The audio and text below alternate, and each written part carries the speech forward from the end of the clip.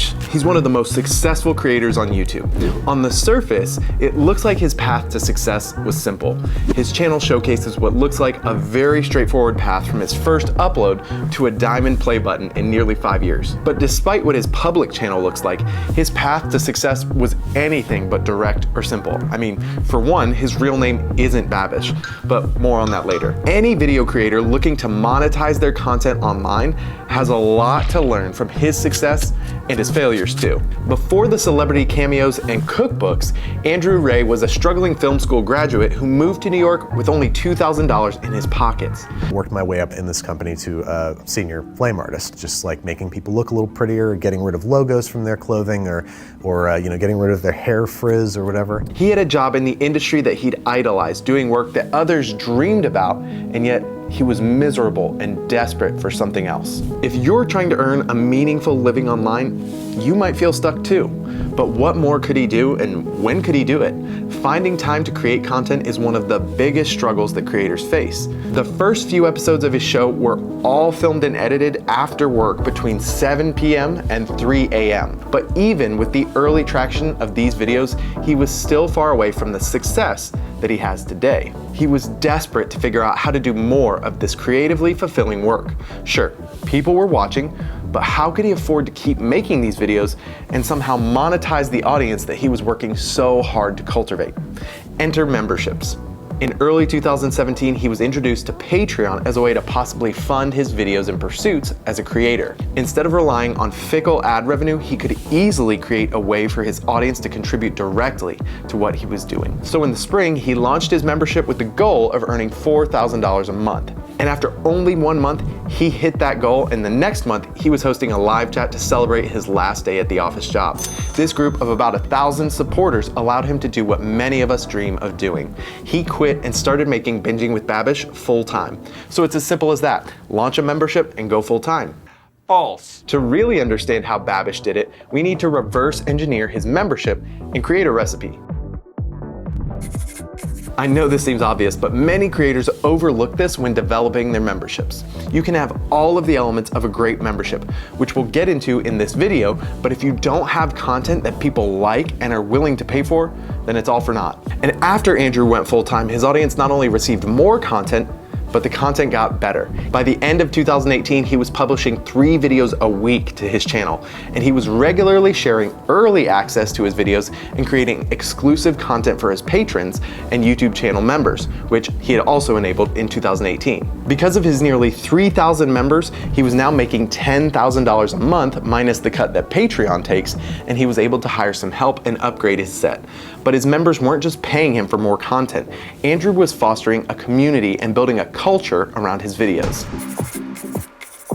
With content as the backbone, his membership was a space for fans and enthusiasts to gather and get a look behind the scenes. At the peak of his membership, Andrew regularly shared behind the scenes content and short videos that were not as polished or as long as his regular content. Your audience wants to feel connected with you and each other. Some of his most engaging posts weren't even videos. He invited his members into his world, sharing photos of his new space when he was remodeling his kitchen, phone videos of his outings to shop for ingredients, and less polished, extended versions of his videos. But this is where Andrew and many other creators lose their way. Thinking of memberships as another one-directional publishing platform isn't enough. Members pay for access to you. Even if it's infrequent or indirect, making them feel seen and heard is key. Between 2019 and 2021, his membership saw its first decline since starting, going from a strong 3,000 members to under 2,000. His posts were becoming less and less frequent and started to become more apologetic. He cited projects that were competing for his time, like a Babish bagel truck, Bed and Babish, and even a possible second channel called Building with Babish. But it wasn't just the potential projects that were competing for his time. By 2021, he had published 2 cookbooks, launched his own line of cookware, and was landing more and more and more brand deals. All of these things were both indirectly and directly diminishing the value of his membership, as he wasn't able to share early access to his sponsored videos, which were now most most of his videos. It's important to pause here. Exploring new opportunities and diversifying your income as a creator is very important. Many creators have capitalized on brand deals while also growing massive memberships. Remember, his membership's steep decline was happening during a period of explosive growth and interest in the cook-at-home space.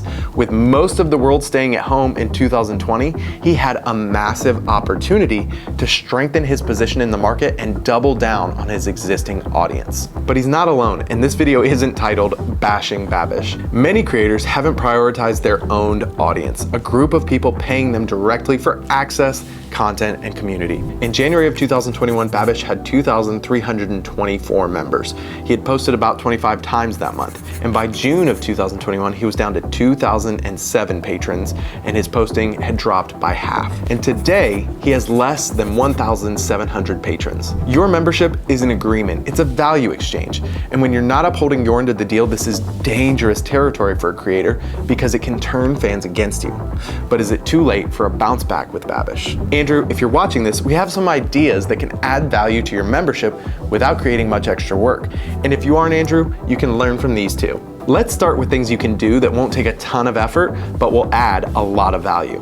Share exclusive behind the scenes content. Your audience sees value in you and your content. It doesn't have to be perfect or polished, so look for opportunities to share photos of your creation process, things you're working on, or even early announcements ahead of the public. Look beyond your primary medium. What other content would your members benefit from? If you're a video creator, printable guides, recipes, or tools that you use internally might be a great place to start.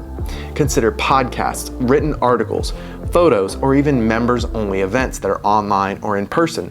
Anything that aligns with your brand and audience. Get creative. It doesn't have to be high stakes or take tons of energy. You don't even have to be the originator of the content.